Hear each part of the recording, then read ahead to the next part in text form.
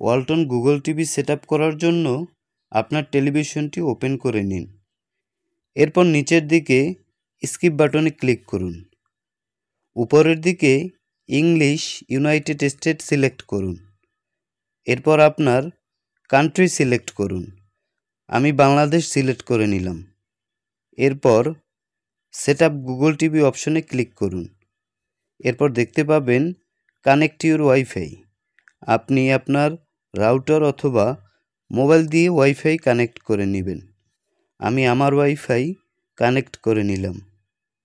দেখেন এখানে কিন্তু কানেক্টেড দেখাচ্ছে। এরপর আপনার গুগল অ্যাকাউন্টটি অ্যাড করে নেবেন। যদি গুগল অ্যাকাউন্ট না থাকে নতুন করে একটি তৈরি করে নেবেন। মনে রাখবেন গুগল অ্যাকাউন্ট ছাড়া আপনি এই টিভিটি চালাতে পারবেন না। আমি আমার গুগল অ্যাকাউন্টটি এখানে অ্যাড করে নিলাম। দেখতে পাচ্ছেন আমার অ্যাকাউন্টটি অ্যাড হয়ে গেছে। এখন শুধু উপরে অ্যাকসেপ্ট বাটনে ক্লিক করে নেবেন। এরপর নো থ্যাঙ্কসে ক্লিক করব। এরপর গুগল অ্যাসিস্ট্যান্সে ক্লিক করব।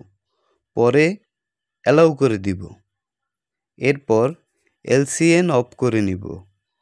এরপর ইনপুট পাসওয়ার্ড 1234 করব। আবার কনফার্ম পাসওয়ার্ড 1234 করে দিব।